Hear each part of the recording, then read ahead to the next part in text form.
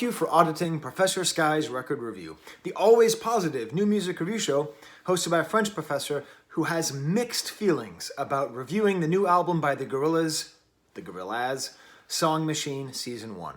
I have mixed emotions because on the one hand, I'm very positive about it. The Gorillaz are exactly the kind of band that I like to review, bands that I know, bands where I know a few of their songs, but I've never spent any meaningful time getting to understand them or know them or love them. Basically, I've never listened with completely open ears. As such, one thing I like to do on this channel is listen to bands that I have ignored for months, years, in this case, decades. But I say I have a mixed feeling about reviewing this album because this is a positive review channel. I don't review anything that I don't actively like. And I've never had that many positive feelings about Damon Albarn, the lead singer and sort of orchestrator behind Gorillaz. Behind the Gorillaz. Are you supposed to pronounce it Gorillaz or Gorillaz? I imagine just Gorillaz. You can tell me in the comments. So I've never had a particularly strong positive feeling. That's not to say that I've ever hated him. I've never said, oh, I hate Damon Albarn. But for literally decades, I have felt basically apathy, lukewarm admiration for Damon Albarn. I mean, I remember in the 90s when Park Life came out and Boys and Girls came out, great song, very catchy. I bought the CD and I listened to it. It's pretty good. I like it. You know, their next album came out, I think that was the one with woohoo. I remember listening to it and thinking, this is good. I like it. I remember when the Gorillaz came out and Clint Eastwood was this big hit. This is good. I like it. There's always been something that just keeps me from loving Damon Albarn. Maybe it's the tone of his voice, how he always kind of sounds a little bit bored. Maybe it's just because I've never quite understood, like, what is his driving force? I think maybe part of the reason is that he's in all of these different bands. I mean, another way that I learned that I felt apathetic towards Damon Albarn was he was a part of a supergroup. Well, I guess multiple supergroups, Gorillaz being one of them, but the other one being the Good, the Bad, and the Queen. Now, this is a band that had, you know, Joe Strummer from The Clash and the guy from Blur, Damon Albarn, and I remember listening to it, and this was the first time that I realized that my problem with Damon Albarn is my problem with supergroups in general. Like, what are you saying? If you're not a band that like formed out of some kind of like mutual desire to express yourself, coming from the same place or coming together at the same time, if it's just sort of like you're famous for doing something, you're famous for doing something, together, let's be famous for doing something else. I guess my question is, like, do supergroups have a soul? Do they have a purpose? Maybe the most famous supergroup of all time is the Traveling Wilburys. And they're terrible. They're a terrible band. There's nothing good about the Traveling Wilburys. Bob Dylan is great.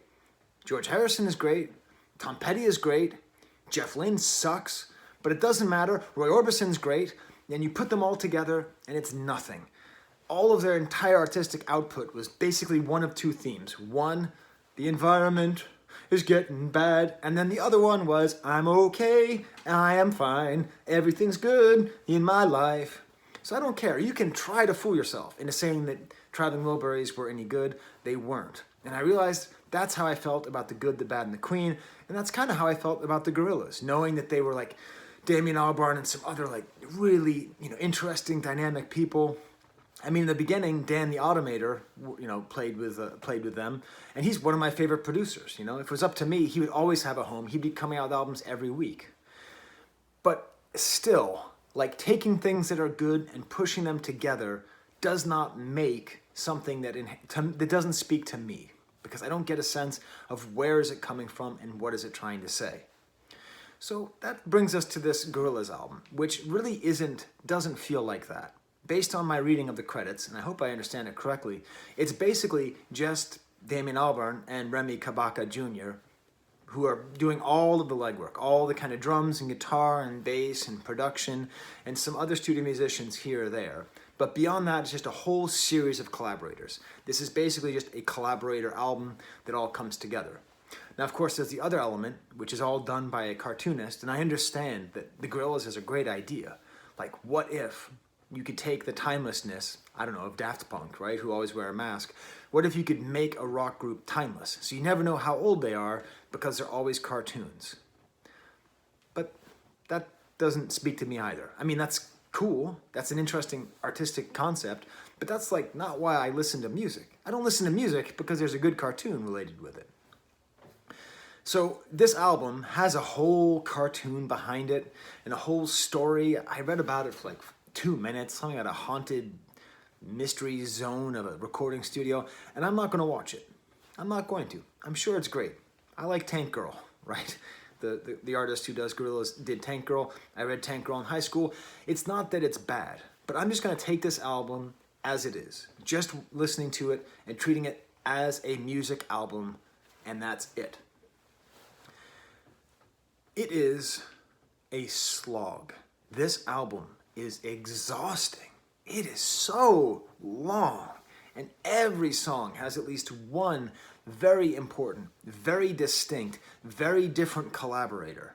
It is so hard to process. There's like 14 tracks, I think, and like they go all over the place. It starts off as like kind of a disco-y thing, and then it ends in sort of like a weird sort of dance hall world music thing, and it goes through like some ska and some EDM and some straight hip-hop.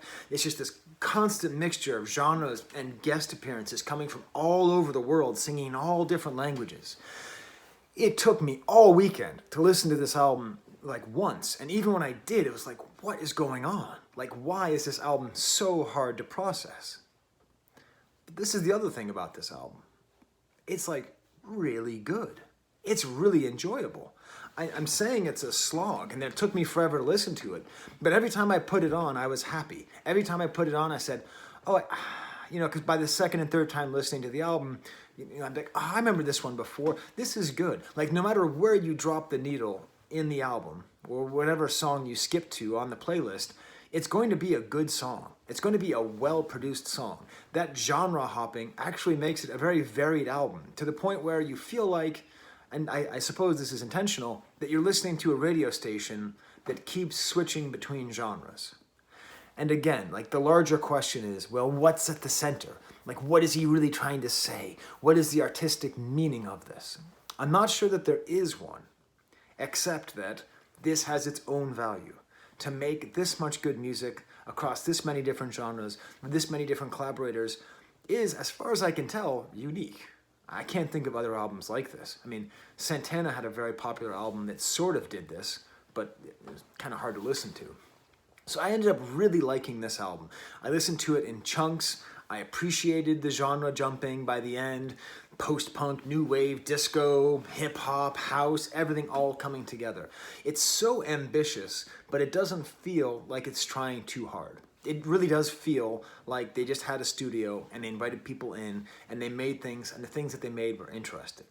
At times it even feels as though it's somewhat didactic, like trying to teach you about different genres and different people and why they're important. A good example is the last song features a very important drummer in the history of world music, Hugh Maskela's drummer, and it's just like, you have to look up who they are, and then you hear how good the drums are, and then that makes you want to go, oh my God, I've got to listen to some of his drumming somewhere else. Like each person who guests on here gives you a sense that you should delve into their catalog further. It's a very playful album. I guess that's because it's a cartoon. I don't know, but the instrumentation is very playful. There's a lot of like childlike sounds all the way throughout. Lots of great layering. The production on this is absolutely outstanding. Almost every song starts off one way, and then they add something in the middle of the verse, and then they add a chorus, and they add something else halfway through the chorus, and then a post-chorus. Like each little thing is each song is very well divided and very well developed. And it becomes this amazingly playful sound that's mixed with the playfulness of all of these people showing up. So having all these different musicians, it ends up feeling like you're going through over 50 years of musical history, and of pop music history, and of British music history. I wrote it down. This took me about like 5 to 10 minutes to write down the nationalities or the regionalities and the genres of everyone who's on here.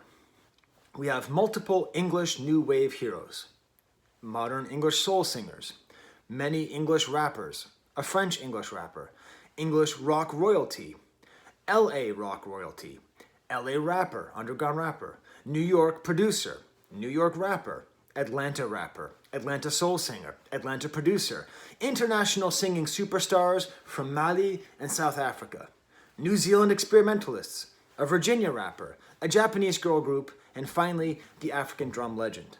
All of it mixes together into this one very cohesive album. It is cohesive despite all these different genres. Maybe it's the fact that Damon Albarn's voice comes in and that's the sort of calming presence. Maybe that's what I don't like about Damon Albarn, that his voice is often so like removed and calm and bored sounding. But that's nice here. It's great here because he's always in some kind of duet or trio with multiple other people that makes it more interesting and makes it welcomed. It's like I think the camera's a little bit crooked. Is that better? Okay, so let me go through track by track. I am going to play you one song, but I couldn't really pick one song to play. It really is the kind of album you should just hit shuffle and just hear what you hear. It starts off with a track called Strange Times, which features Robert Smith. Did you know the way I feel about The Cure is the same way I feel about Blur? Like, yeah, I own a couple Cure albums. They're good. I listen to that. I like it. It's weird to have the same kind of apathy towards like different generations of rock stars. But it's great because like Robert Smith is so Robert Smith on this song. That's like his general tone. And he's singing in here, and that's contrasted with Albarn's whisper. Is that how you pronounce his name? Is it pronounced Albarn or Albarn? Doesn't matter. Gorillaz. It develops really nicely. There's all these bells playing, doing like little rounds. Really cool lyrics about strange times, I think echoing how we're all feeling now. These winding sounds in the back, whoosh, whoosh, which are going to come back on the last track of the album as well. It's so well produced. All these weird incidental piano sounds, very playful again, like, hey, get that kid off the piano. It actually sounds like a sound machine at times. It almost becomes a dance track, like I think you could dance to it as well. And I believe there's even at one point monkeys in the background. Monkeys in the background. Is it just me? Do you hear the monkeys too? The next is Valley of the Pagans, and this stars Beck. You'll never guess how I felt about Beck for most of my life. It's good. It's okay. Not really my thing. It's very another lukewarm feeling towards him, but he is at his best here. The times that I hate Beck are when he's moaning, like that song Summer Girls. I hate that. When I love Beck is when he's in his Midnight Vultures mode, his playful mode, not necessarily hip-hop, but his kind of disco mode. And that's what he's in here. He's singing about West Hollywood. He has some of his best Beck-like lyrics. She's a plastic Cleopatra on a throne of ice. She's a hemophiliac with a dying battery life, candy-colored fingers and schadenfreude eyes, thinking airbrush thoughts with a logo on her mind. Just sort of a song about the valley, a song about LA, and it's just really strong Beck. Like, you get to hear the best of Beck, and it's tampered down and filtered through, I guess, the song machine that is the Gorillaz here. That is these two people who are working to put this album together with all their collaborators. Then we get to the last chord, kind of a dreamy, kind of West Coast hazy. The whole beginning of this album has a very LA feel. This has the most heartfelt singing on the album by Lee John. It's very kind of nice too, and this theme of a lost chord I think is beautiful. Like the idea that like you're making music, but there's something that you can't find. Then we get to Pac-Man, which is weird because it's produced by Prince Paul, who's like a East Coast legend producer, but the sound is very decidedly West Coast, and the rapper Schoolboy Q is a West Coast rapper, and so I think sort of intentionally this kind of beginning here with the Beck and then the lost chord and Pac-Man is supposed to start you off in kind of this West Coast feel, but the song is about stress. It's about stressing out, and this is again my problem, like. Is Damon Albarn stressed out, or is his character stressed out? You know, like, are we supposed to like feel bad for his character? Is his character the way that he's getting? This is the question. Is he using the character to express himself and provide himself a level of protection against that level of intimacy, or is he using a character with feelings to pretend like he has feelings? In one case, it's fascinating and it's interesting. In the other, it's kind of boring, right? Is his life as interesting as his cartoon? I don't know. Next track is with Chalk Tablet, starring St. Vincent. a group I don't know very well. I've always felt lukewarm towards. It's a nice song though. This maybe feels like the most like developed real song, the most honest song. It has a great hook with the keyboard, leading on to the Pink Phantom, which is definitely a highlight. This is the reason that I wanted to review this album. I reviewed Black, or Six Lack as it's stylized, years ago, one of my earliest videos. And he's a really interesting Atlanta singer who just sings these soul kind of hip hop songs, very relaxed, very laid back, very interesting. And so this whole song, like Albarn's at his best and he's singing kind of moving and slow, and then Black comes on and he's great, and then out of absolute nowhere comes Elton John. You're never going to guess how I feel about Elton John. Yeah, he's all right. Yeah, when he's good, he's good. I've never owned an Elton John album either, but still, like the campiness, the absolute like la of his voice comes out of nowhere, completely like messes with the cool down vibe of Black and of Damon Albarn on this song, but it somehow works. And I'm just going to play you a little bit of this song, so you get a sense of some of the production, all the things that are happening all over the place, the way the voice goes from Damon Albarn's into Black's voice. Let's hear a little bit here. I was on my way in the Phantom 5, the one you gave away. And then here comes the other voice. Try to tell you that I love you, but I'm told that you forgot, and that makes me feel like no. And somehow, this British rocker who's famous for woohoo is able to sing in a way that matches and is able to serve as a mediator between Black and Elton John. And the sort of absurdity of mixing together Elton John with Black is gone. Like, the Gorillaz have done something really special with this song. And I would say with this album, for that matter. I think I'm probably going to have to revisit Damon Albarn's discography. God damn it. Do you know how exhausting the show is? How many things I have to go back and listen to now that I have open ears? Next is Aries with Peter Hook of New Order. And this is so intentionally New Order-ish that when I first heard it, I got mad. I was like, okay, Gorillaz, good job impersonating New Order. And then I looked at the credits. It's like, oh, it is New Order here. But still, it's not that easy to recreate the sound, the guitar and the bass. And it's a great track, it's a great like driving track. Like I could imagine hearing this, behind the wheel, driving across the countryside. It's just a really nice combination of sort of modern production with New Order sounds. It's really nice. A little bit out of nowhere is the next track, Friday the 13th. Now, sonically, this feels like a very conscious continuation of the New Order feel. The guitar tone in particular on this seems to be coming from the New Order feel. But then it's this guy, Octavian, who raps just about drugs, like doing drugs, especially cocaine. I called my dealer, said share the white with all of us. I told him we've been so nice, don't turn on us. So, I mean, sad songs about party drugs are a little bit too sad for me. Like The Weeknd, I can't listen to The Weeknd. I know he's great, but I can't listen because cocaine just really depresses me. I don't know why. So with that being said, though, it's a real good reminder of how, like, this album is basically, if you had to reduce it down to one genre, it's a rap album, which is weird to say. It's not doing what most hip-hop does, the voice of the voiceless, and it's not cohesively a rap album, but the majority of music that's on here is some variation of hip-hop. And this is good. It's a very good song, kind of sing-songy, mournful about drugs, sort of intentionally thin synth keyboards, and it kind of rhythmically falls apart at the end, which I think is supposed to emphasize the concept of losing yourself to drugs.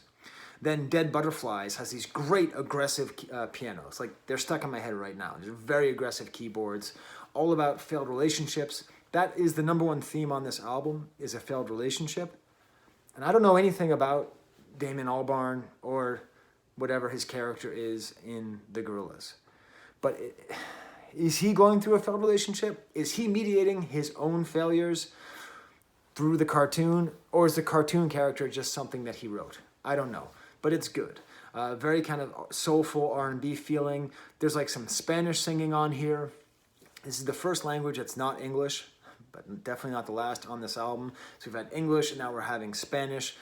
Cool kind of piano bits. The British rapper here, Kano, is the worst rapper of all the British rappers who are on here, but he's okay. And there's some great piano bits at the end. The French professor here is excited about the next track, Désolé, starring Fatoumata Diawara, who is a Malian singer. And if you don't know, Mali used to be a French colony. So if you learn French, you can also be free and easy in terms of communication in the country of Mali. Learn French, everybody. This has a great, this song is just, there's a couple songs on this album that are drum led, and this is one. Like, you know that feeling in Magical Mystery Tour? You know, you just get super pumped, like that kind of opening, or the reprise of Sgt. Pepper's, you know, Sticking with Ringo. This has that kind of feeling, where the drums come in, you just get super psyched.